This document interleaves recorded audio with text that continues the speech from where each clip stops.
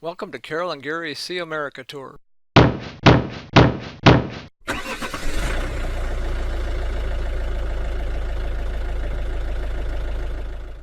Hello again, everyone. On January 28th, Carol and I followed almost the same route as last week to the American Police Hall of Fame Museum and Memorial.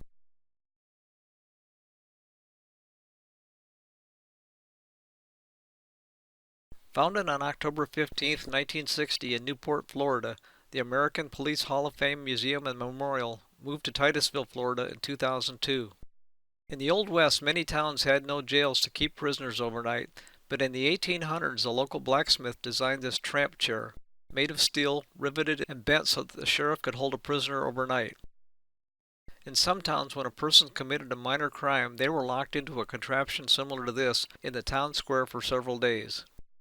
Their heads were put through this center hole while their hands were placed through the side holes.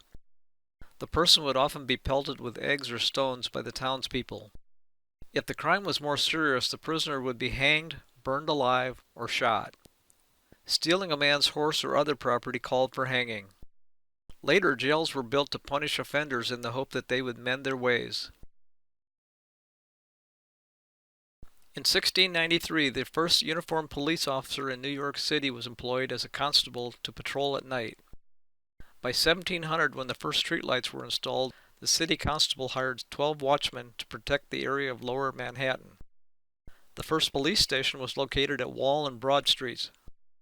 In 1845, the first actual city police were employed. They wore a light blue uniform with an 8-pointed star made of copper. It is here that the term cop or copper was coined. After looking at numerous early incarceration devices, I saw some old law enforcement vehicles. This is a 2003 Ford Crown Victoria Police Interceptor, donated by the local Titusville Police Department. The back door was open if you wanted to climb in, but it was very dark inside. There is a clear panel between the prisoner and the officer, but you could see the patrolman's laptop for looking up information. The original back seat of this car was replaced by a hard plastic seat.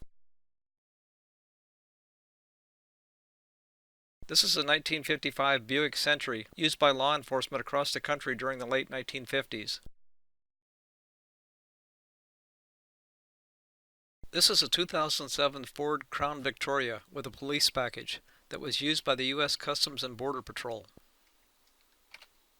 Border Patrol vehicles not only help to protect the sovereignty of the United States and to perform federal law enforcement, but also to provide humanitarian aid to those who need it.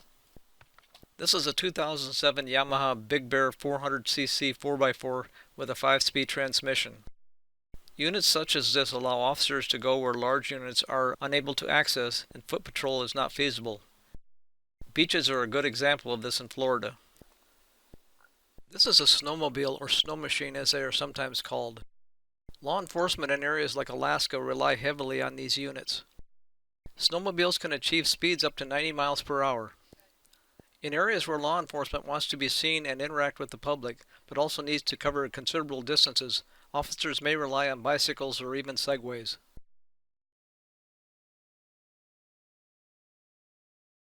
And since the Fish and Wildlife Commission is part of law enforcement, they are included in the American Police Hall of Fame Museum. Law enforcement, no matter in what capacity, is a very dangerous job. Here is a collection of some of the weapons seized by law enforcement officers. These are nunchucks. You would put your fingers through the holes before punching someone to inflict maximum pain and injury. This is a knife disguised as a tube of lipstick. This is also a knife disguised as a crucifix. Here is another knife hidden in the handle of a hairbrush. Since it is plastic, it would not be found by X-ray equipment. This is a sawed-off shotgun found during a search after a traffic stop. During Prohibition in the 1920s and 1930s, organized crime found that illegal alcohol was a moneymaker, leading to the use of more powerful weapons such as machine guns. Law enforcement uses a wide range of tools to help them do their job. This is an early breathalyzer. It is used to ensure motorists are not driving while intoxicated. When you blow into the breathalyzer, the ethanol in your breath reacts with water from the air and is oxidized to form an acetic acid like in vinegar. These two coupled reactions produce an electronic current inside the breathalyzer that is proportional to the amount of ethanol present in your breath. This is an early portable polygraph machine, or lie detector. Contrary to its name, lie detectors do not detect lies. They detect changes in heart rate, blood pressure, and respiratory rate while answering questions. Plaster of Paris is used to make impressions of tire tracks and footprints at a crime scene. These impressions can be compared to other impressions in a database to determine make and model of tires, or to compare to an individual if a suspect is apprehended. The U.S. Department of Homeland Security was created by former President George Bush in the aftermath of the September 11, 2002 terrorist attack and the subsequent mailings of anthrax spores. Homeland Security is responsible for public security related to anti-terrorism, border security, immigration and customs, cybersecurity, and disaster prevention and management. The Department of Homeland Security focuses on federal preparations to deal with terrorism while trying to manage other duties including border security, customs, and emergency management. Homeland Security maintains a color-coded terrorism threat advisory scale. Red represents a severe risk of terrorist attack. Orange represents a high risk of terrorist attack. Yellow represents an elevated risk of terrorist attack. Blue represents a guarded risk of terrorist attack. Green represents a low risk of terrorist attack. After visiting the American Police Hall of Fame Museum, I found that the Department of Homeland Security replaced the color code system in 2011. Now they use the National Terrorist Advisory System, which was designed to more effectively communicate information about terrorist threats by providing timely, detailed information to the American public. Basically, communications are distributed as bulletins. Bulletins are issued for a specific time period and then expire automatically, or are extended if new information becomes available or the threat evolves. When the American Police Hall of Fame Museum moved to Titusville in 2002, a 2,000-foot indoor memorial room was created to honor and remember the 9,000 law enforcement officers who have made the ultimate sacrifice in the line of duty. Names have been permanently etched on the walls in the memorial, and a book is available to look up anyone that you may have known, with coordinates showing where that name is located on the walls. This database is available online at www.aphf.org/memorial. I'll put it up on the screen.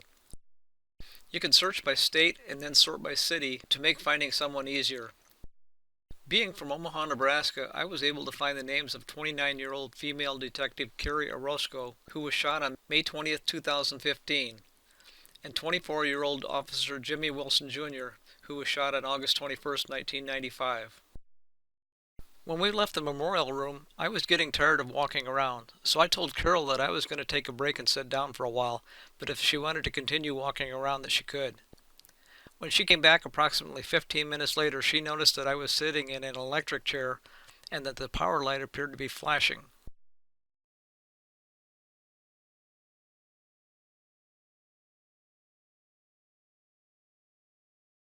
Just kidding. Our visit to the American Police Hall of Fame was very informative. If you are in the area, I would highly recommend a visit. If you like this video but have not yet subscribed, please do so to be notified of future videos, and as always, feel free to share with your friends. Thanks for watching.